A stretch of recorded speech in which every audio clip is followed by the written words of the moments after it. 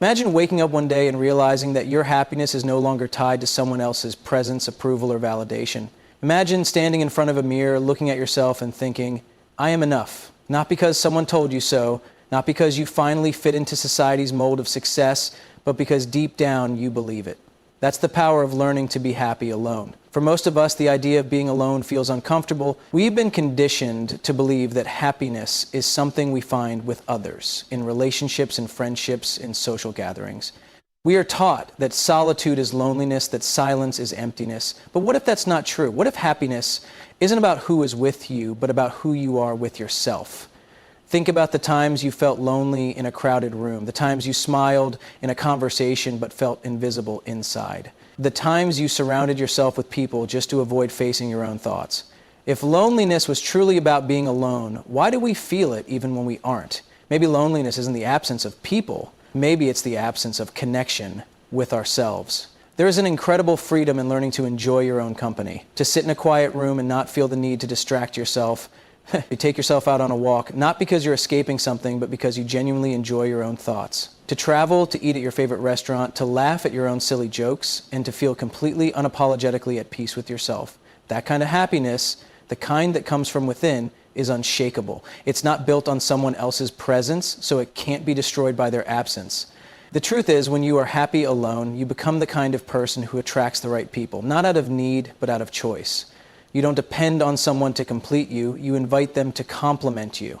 You are whole, and when you connect with others, it's not to fill a void, but to share the joy you've already created within yourself. Being alone is not a punishment, it's an opportunity. It's a chance to learn what makes your soul come alive, what excites you, what brings you peace. It's a chance to build a life that makes you proud, not because others approve of it, but because it feels right for you. So if you find yourself alone, don't rush to fill the space with noise. Don't run to distractions. Sit with yourself, learn yourself, grow. Because the day you become truly happy alone is the day you realize happiness was never outside of you. It was always waiting for you to come home to yourself. There comes a moment in life when you realize that no amount of applause, validation, or companionship can fill the space within you that only you are meant to fill. We chase happiness in people, in achievements, in moments of recognition, hoping that something outside of us will finally make us feel whole. But the truth is, happiness was never meant to be found in someone else's hands. It was always inside you, waiting to be discovered. Think about it. The world has conditioned us to believe that happiness is something we must search for, something we must earn, something that happens to us when everything finally falls into place. We wait for the perfect job, the perfect partner, the perfect circumstances. We think, once I have this, then I'll be happy. But what happens when you get everything you thought you needed and still feel empty? What happens when the laughter fades, when the crowd's dispersed, when the noise of the world quiets, and you're left alone with your own thoughts? This is where the real journey begins. Because happiness is not about what you have or who you are with. It is about how you exist within yourself. It is in the way you wake up in the morning and feel grateful for another day. Not because someone is there to tell you that you matter, but because you know that you do. It is in the way you look in the mirror and see someone worthy, not because the world approves, but because you have learned to approve of yourself.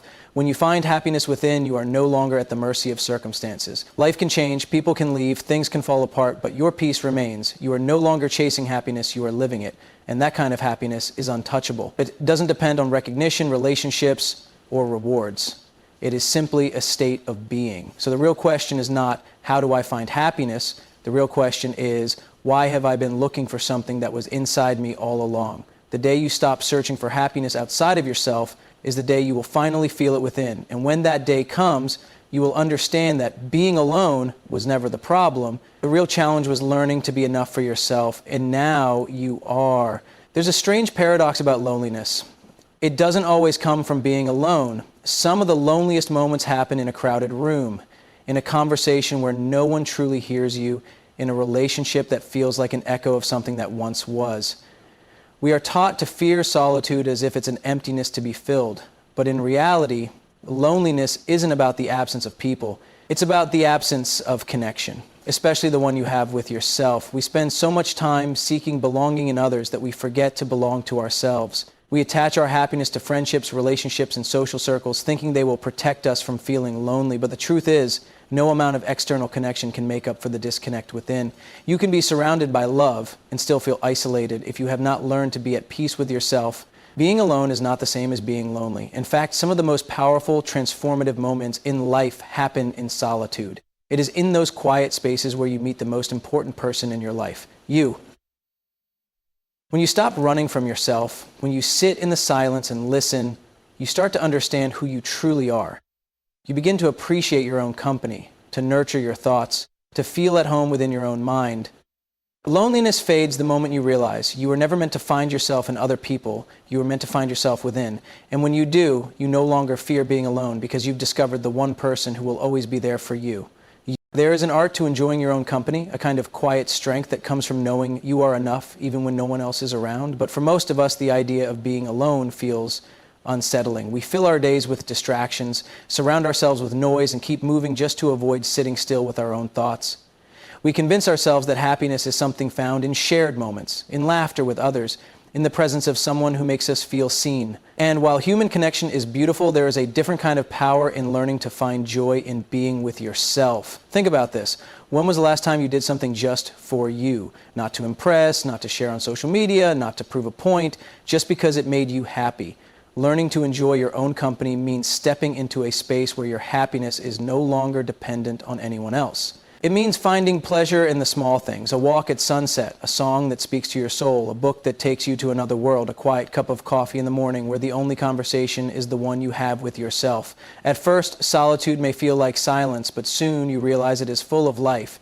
It is in those moments of being alone that creativity is born, that dreams take shape, that self-awareness deepens. It is where you meet the version of yourself that is not defined by relationships, expectations, or roles. It is where you become your own best friend, your own source of peace. When you truly enjoy your own company, loneliness loses its grip.